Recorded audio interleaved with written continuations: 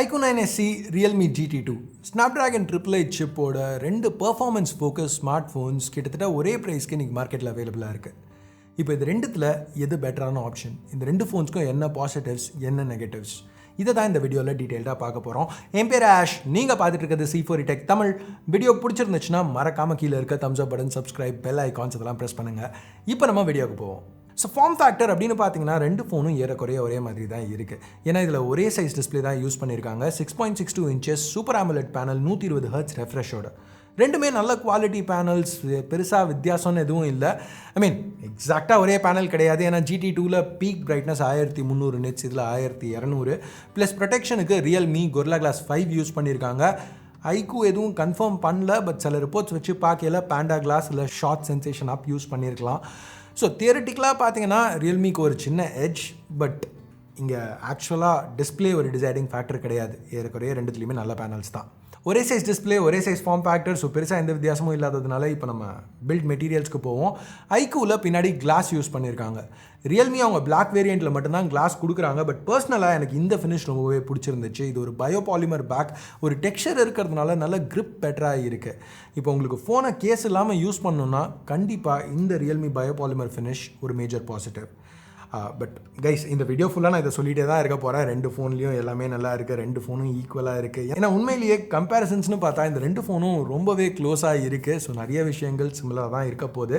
So ஸ்டார்டிங்லேயே ஒரு சின்ன சாரி, இது நிறைய கேட்டிங்கன்னா. எனிவேஸ், அடுத்து உள்ள சிப்னு பார்த்தாலும் ரெண்டு ஃபோன்லேயும் குவால்காமோட ஸ்னாப்ட்ராகன் 888 போன வருஷம் உள்ள ஃப்ளாக்ஷிப் சிப் யூஸ் பண்ணியிருக்காங்க. இது கூட 8 இல்லை 12 GB LPDDR5 RAM, 128 இல்லை 256 GB UFS 3.1 ஸ்டோரேஜ். ஆக்சுவலான பெர்ஃபார்மன்ஸ் கொஞ்சம் வித்தியாசங்கள் இருக்குது.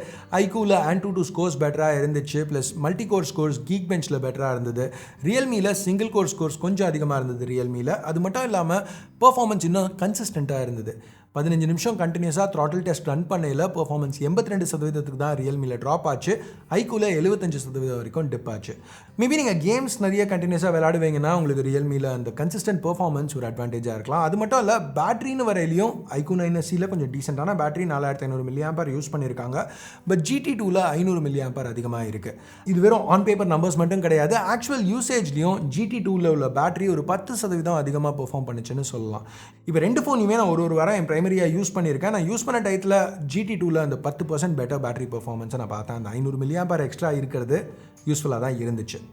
சார்ஜிங்னு வரையில் ஏறக்குறைய ஒரே தான். ஏன்னா இங்கே 66 watts IQOOவில், 65 watts ரியல்மியில். அஃப்கோர்ஸ் IQOOவில் பேட்டரி கெப்பாசிட்டி கம்மியாக இருக்கிறதுனால சார்ஜிங் ஸ்பீட் கொஞ்சம் அதிகமாக இருக்கும். சாஃப்ட்வேர்னு பார்த்தா ரெண்டு ஃபோன்ஸுமே Android 12 தான் வருது அவுட் ஆஃப் த பாக்ஸ். அந்த பிராண்டோட கஸ்டம் ஸ்கின்ஸ் யூஸ் பண்ணியிருக்காங்க. ஃபன் டச் OS IQOOவில், ரியல்மி UI ரியல்மியில்.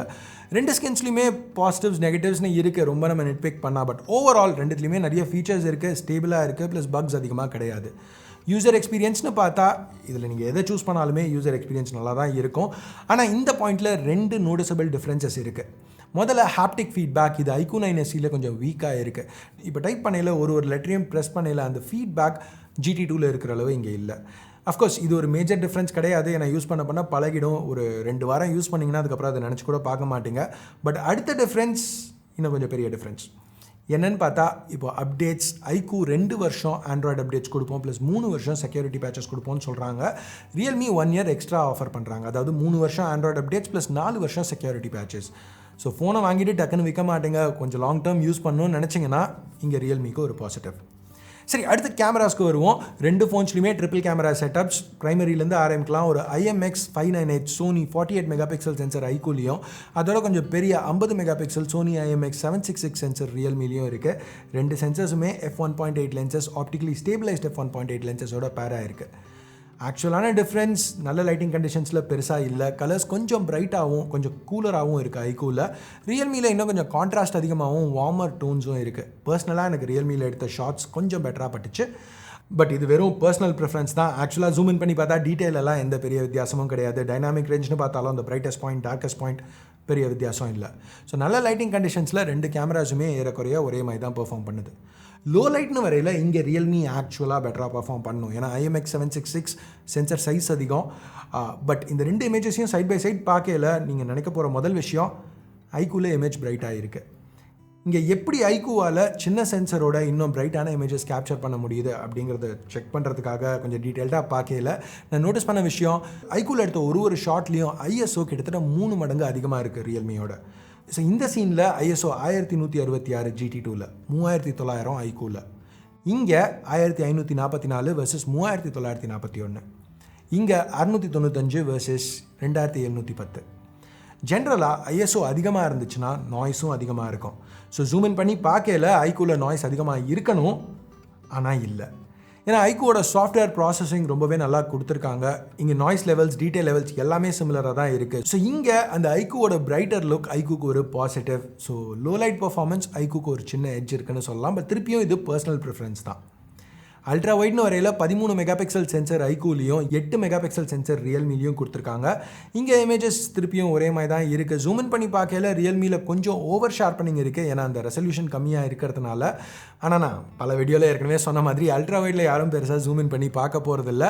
இங்கே ஆக்சுவலான வித்தியாசம் கலர்ஸ் எனக்கு அது ஐக்கூவில் இன்னும் கொஞ்சம் பெட்டராக பாப்பார மாதிரி பட்டுச்சு. ஸோ ரெண்டுத்துலேயுமே நேச்சுரலாக இல்லை. ஐக்கூவில் நேச்சுரலோட ஒரு ஸ்டெப் அதிகமாக இருக்குது, ரியல்மியில் நேச்சுரலோட ஒரு 2 ஸ்டெப் கம்மியாக இருக்குது, கொஞ்சம் வாஷ்ட் அவுட்டாக இருக்க மாதிரி இருக்குது. ஸோ அல்ட்ரா வைட்ஸ்னு வரையில் ஐக்கூவில் கொஞ்சம் பர்ஃபார்மன்ஸ் பெட்டராக இருக்குன்னு சொல்லலாம். ரெண்டுத்துலேயுமே 3வது கேமரா கணக்கு காமிக்கிறதுக்காக சும்மா தான் இன்க்ளூட் பண்ணியிருக்காங்க. ஐக்கூவில் டெப்த்து, ரியல்மியில் மேக்ரோ சொல்லிக்கிறதுக்கு எதுவும் இல்லை. ஸோ வீடியோவை பார்ப்போம். ரியல்மியில் இங்கே ஒரு major advantage, 4K 60 FPS shoot பண்ணையில் ஐக்கூவில் ஸ்டெபிலைசேஷன் கிடையாது. ஸோ ஃபுட்டேஜ் கொஞ்சம் ஷேக்கியாக இருக்குது. ரியல்மியில் நல்ல ஸ்டேபிளான ஃபுட்டேஜ் கிடைக்குது. ஸோ வீடியோக்கு கண்டிப்பாக ரியல்மி பெட்டர். செல்ஃபீஸ்னு பார்த்தா ரெண்டுத்துலையுமே 16 மெகா பிக்சல்ஸ் தான். ரியல்மியில் f2.5 லென்ஸோட பேர் பண்ணியிருக்காங்க, ஐக்கூவில் f1.8. டீட்டெயில்ஸ் ஐக்கூவில் கொஞ்சம் அதிகமாக இருந்துச்சு. பட் ஸ்கின் டோன்ஸ் அப்புறம் அந்த வைடர் ஃபீல்ட் ஆஃப் வியூ ரெண்டுமே ரியல்மிக்கு அட்வான்டேஜஸ். ஸோ ஓவரால் கேமராஸ்னு வரையில் பிரைமரி கேமராஸ் கிட்டத்தட்ட ஒரே மாதிரி தான் இருக்குது. அல்ட்ரா வைட்ஸில் ஐக்கூக்கு ஒரு சின்ன எட்ஜ், செல்ஃபீஸில் ரியல்மிக்கு ஒரு சின்ன எட்ஜ். இங்கே மேஜர் டிஃப்ரென்ஷியேட்டிங் ஃபேக்டர் வீடியோ மட்டும்தான். வீடியோ ஸ்டெபிலைசேஷன் அது ரியல்மிக்கு ஒரு பெரிய பாசிட்டிவ். இப்போ இந்த வீடியோவில் சில விஷயங்களை பற்றி நான் பெருசாக பேசல. இப்போ headphone jack, 5G band, speakers, in display scanners, இதெல்லாம் ஏன் நான் அட்ரஸ் பண்ணலன்னா திருப்பியும் ரெண்டுத்துலேயும் ஒரே மாதிரி தான் இருக்குது. அதனால் அதை தனியாக நான் அட்ரஸ் பண்ணல. ஓகே, ஸோ இப்போது ப்ரைஸிங்னு பார்த்தீங்கன்னா திருப்பியும் இங்கே பெருசாக சொல்லிக்கிற மாதிரி எதுவும் இல்லை. 1000 ரூபா ப்ரைஸிங் டிஃப்ரென்ஸ் இருக்குது, அவ்வளோதான். ஸோ அதுவும் ஒரு மேஜர் டீல் பிரேக்கர் கிடையாது.